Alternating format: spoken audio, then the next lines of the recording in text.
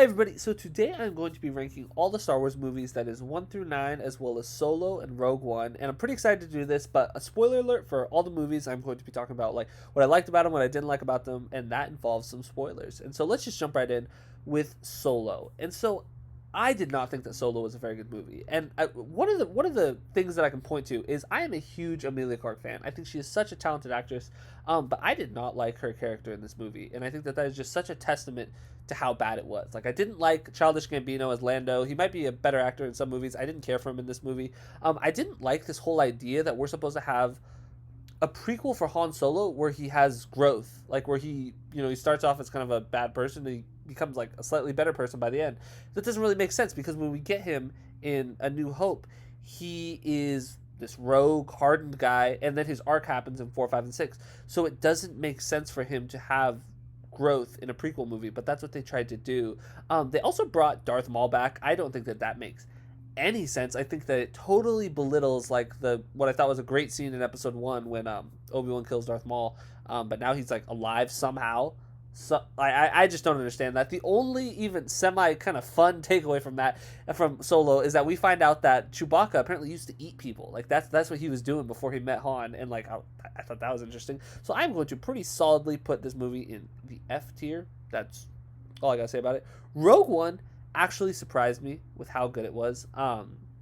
Especially because I knew that it took place right before A New Hope, and I'm like, how can they have a movie that is satisfying where like I just didn't see how, like, because I knew it was gonna be a bunch of new characters, and I'm like, these people just aren't gonna be in A New Hope, like it doesn't make sense. But then they took care of that by having they all died, which I actually thought was really good. I thought a lot of the acting in the movie was really good. I thought the characters were good, and then I mean what made this movie so much better was the Darth Vader scene at the end. I mean, that was so freaking awesome. I mean, it's kind of weird though because like he does this amazing scene in Rogue One, and then he in A New Hope he can like barely lightsaber fight with Obi-Wan, but that's that's fine.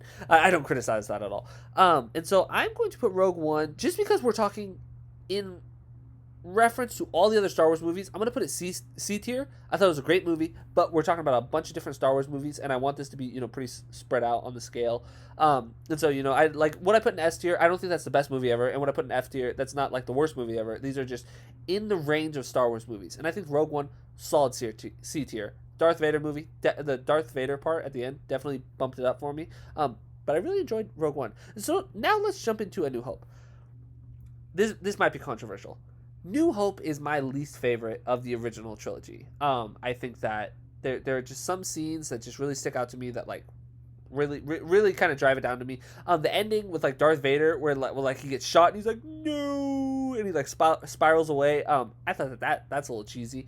I thought that Obi-Wan and Darth Vader's lightsaber fight, I thought that was really it's just so slow in comparison to all the other lightsaber fights we get.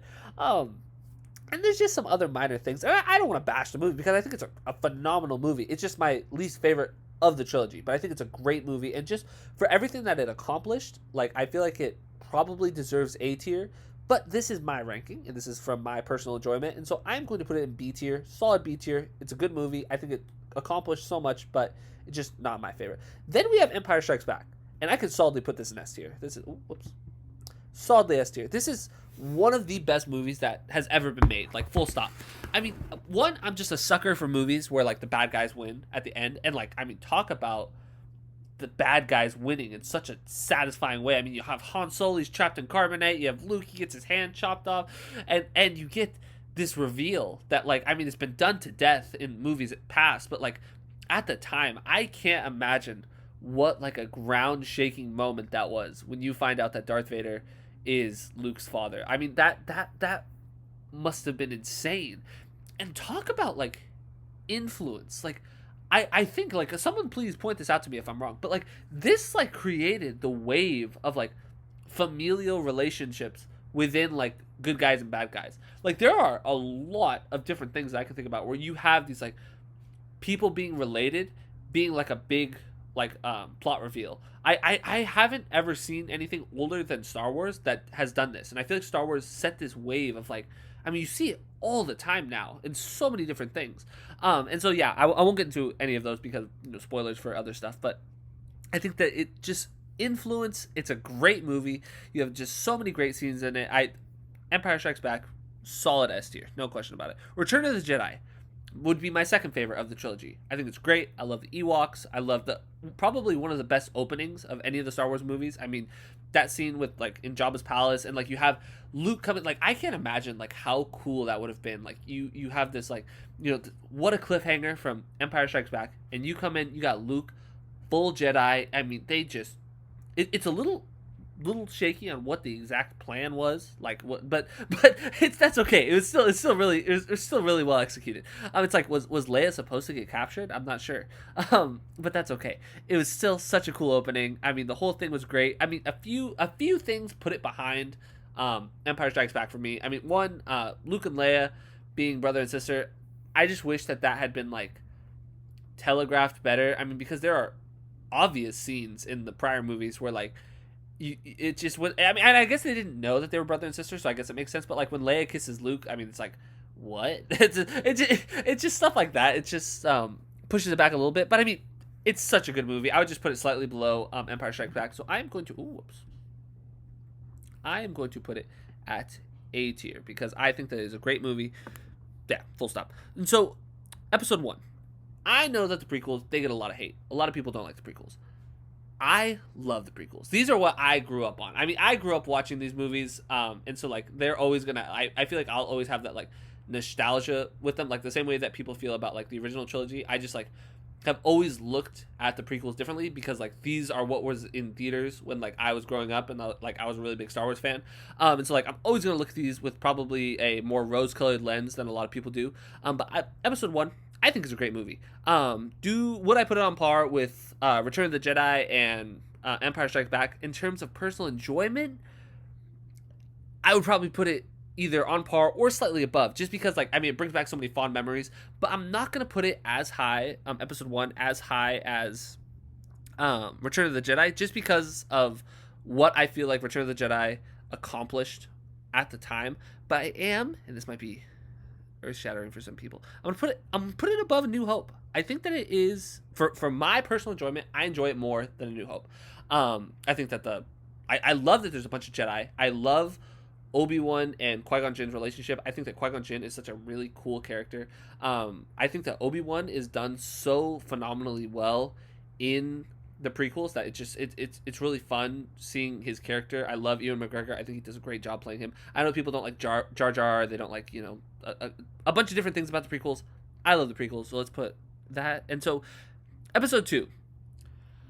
I really enjoy Episode 2, but one of my problems with Episode 2 is that I feel like there should have been more done with Anakin going more towards the dark side. It just I feel like that could have been handled better. You have this scene where he attacks all the sand people, and that it's a fine scene. I get it. He's really brought into hate and anger because of like what his mom dying that really brought him down. But it just I didn't buy it the same way that I feel like Episode 3, like, well, I'll talk about Episode 3 later. But yeah, so I didn't buy all the hints that Anakin will go to the dark side. I didn't like the way they were executed in Episode 2. I also felt like some of the dialogue between Anakin and Padme is just horrendous. Some of it is just so cringy. It's just so bad. But also with Obi-Wan, I think is really interesting. I love the backstory with the clones. I think that that's awesome. And then, I mean, what puts this movie, I'm going to put it above Episode 1, is because we have Yoda. And honestly, actually, I'm going to put it A tier. And I know people are going to be so upset. I have Episode 2 so much higher than New Hope. But I'm going to put it behind Return of the Jedi. And because we have Yoda lightsaber fighting, and that is so freaking cool. I'm gonna go even back. I'm still gonna try and empathize with people who have watched these movies before me.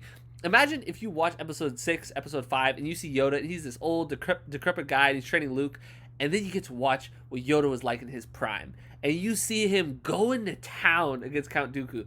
I love that. I think that is so cool. I mean, I think most people like Yoda. Most people probably he's a fan favorite. And so yeah, Episode 3. This is my favorite Star Wars movie. Full stop. This is easily my favorite Star Wars movie. And I would argue it's the best one. I would say that it is better than any other Star Wars movie.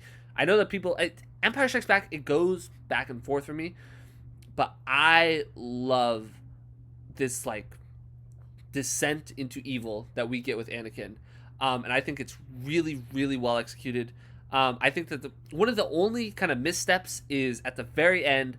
It doesn't really like knowing that Padme died. Like, as soon as Anakin finds out that Padme died, it's like, why does he still want to be with the Emperor? And I guess it's just he's so far gone that I don't know. It's but that's at the very end. Just at the end when he's like, no. Again, I just don't like him going no, I guess. But other than that, I mean, such a good movie. There's some heartbreaking moments. I mean, the best lightsaber fights of any of the movies, easily. I mean, I love how evenly matched Anakin and Obi-Wan are. That's so cool. You have the Emperor versus Yoda. Wow, that's a good fight. That is so good. Actually, criticism for episode 3. Yoda was winning that fight. Why the heck did he run away from the Emperor? It makes no sense. He was beating the Emperor. Why did he just gets knocked down a little bit and goes, I guess I'm going to go into hiding and just leave the galaxy to fend for itself. It makes no sense that Yoda would have left. Still, such an epic battle. Obi-Wan and Anakin, and obviously, I have the high ground. Like, that's a... What is that? That's why was that so important that you have the high ground? And I guess it just means they were so evenly matched that the high ground really is what set it apart. But no, I love Anakin taking out the Separatists. I thought that like you like kind of sympathize with the Separatists a little bit, like when they're they're terrified as Anakin is butchering them. Anakin killing the younglings, so sad, but I feel like it really like you needed some sad scenes to show just how far Anakin goes down the dark side. I mean, Anakin, I think, is my favorite Star Wars character easily. I mean, there's just so much there to love. And hate, but hate in a good way though, because he's just is so evil. And so anyway, yeah, episode 3 I think is the best Star Wars movie, full stop. I'd put it slightly above Empire Strikes Back. Like, even though I think it's the best movie, I would only put it slightly above Empire Strikes Back. And now we're moving into the new movies, and I just here's just a blanket criticism for the new movies. How dare they say, let's make a new Star Wars trilogy and not have a concrete plan for where they're gonna go with it? Like, that should be like that should be illegal. No, it shouldn't. Obviously, it shouldn't really be illegal. But you should not be able to say, "Hey, we're gonna make these new Star Wars movies," and just not know what we're gonna do with it. We're not gonna have like a plan like that. It's just wrong, in my opinion. But that aside, The Force Awakens is actually a pretty good movie on some levels. Some levels were awful. Why did Han and Leia, why did they break up? That's awful. Why did they do that to us? Like, why do I have to, like, it just ruins that, because that's the biggest thing that the sequels do. That's just, I think it's just wrong. And just Disney, I just think that they were trying to build their own characters, and they wanted to like almost separate themselves from the old movies, which I think terrible strategy. But they made Han Solo this like lame kind of like him and Padme broke up, and he's just kind of like he's back to where he started. It's like what was his arc about in the first three, or in the original trilogy? And so I just hate what they do with Han so much, and that really drives it down for me. And so I'm going to put it at the top of C tier, because I think that it is a good movie. There's some cool stuff. I feel like I had a lot of potential. It had a lot of potential. I thought that Rey was really interesting. I know that people call her like a Mary Sue, but like I think with the Force, like you kind of have to be like a it's something you're born with. Like, people are born being either good or not good with the Force. It's all based on midichlorian count, and so like I just don't see. I mean, yeah, I shouldn't have any training, but I don't know. I just don't. I get that people don't like that. Like, she was good without any training, but it's fine. Kylo Ren, he's an okay villain. I know some people really like Kylo Ren. I go kind of back and forth on him. He wasn't great in this movie. He was not great in this movie. So I'm gonna put this movie solid C tier. And then we get into the worst Star Wars movie. I'm gonna put it below Solo, because this is a numbered Star Wars movie. Solo is an off thing. It's a prequel, not numbered. That's fine. Episode 8. What the heck is wrong with these people? I can't even fathom why they did what they did with Episode 8. It is so bad, and I've only seen it one time. So maybe I need to see it again. I've seen all these other movies. I've seen them multiple times, except for Rise of Skywalker. The final movie. I've only seen that once too because it just came out. But I've only seen episode 8 one time. I've seen all the others many, many times. But like, that's just how bad it was. I just didn't want. Even Force Awakens, I've seen it multiple times. But like, what was Finn doing the whole movie? Like, why was his story like? Why was he in a casino at some point? Like, he had to like free like a bunch of animals at some point. I think, if I remember correctly. Like, and Rose, they were like trying to build Rose as a character, and like Rose is just a not good character. I think her name was Rose. It just wasn't good. Luke, they made Luke this like cringy character. I despise what they did with Luke's character. The only good scenes from this movie were Rey and Kylo Ren, their little like force interactions. Those were pretty interesting. I like those. But other than that, it's an awful movie. I didn't like the way that Luke died. I didn't like the way that they did almost anything. They had the actress that played Princess Leia, she passed away, and then like in the middle of episode 8, they have a scene where she gets shot into space, and you're like, oh, this is the goodbye to Princess Leia. But then they save her and they bring her back in, and I'm like, well, what are they gonna do in the next movie? Even though she's not like CGI, I guess, but it's just don't know why they did that. And that's the other the stuff with Poe and that one lady, that actress that's in a bunch of stuff, and I'm not sure what her name is. She had like purple hair. Didn't like that. It's one of those things where it's like, oh, she's like a good guy, but for some reason she's gonna like make it seem like she's a bad guy. It was just so bad. I couldn't stand episode 8. And I don't think I'm alone in saying that. Episode 9 did a good job picking up the pieces of how bad episode 8 was. I'll give it that. It had some really good scenes. It felt the most nostalgic of any of the other movies. And that's fine. Rey being a Palpatine, I don't hate it. I don't love it. Oh wait, I forgot. Oh wait, I'm gonna hate on episode 8 a little bit more. Snoke. Can we agree Snoke is like the least important villain ever? Like, why was I ever supposed to care about Snoke? Who is Snoke? Why does he know anything about the Force? Like, I guess it's because the Emperor was whispering in his ear, but it's like that could have been done so much better. He died so easily. It was just so bad.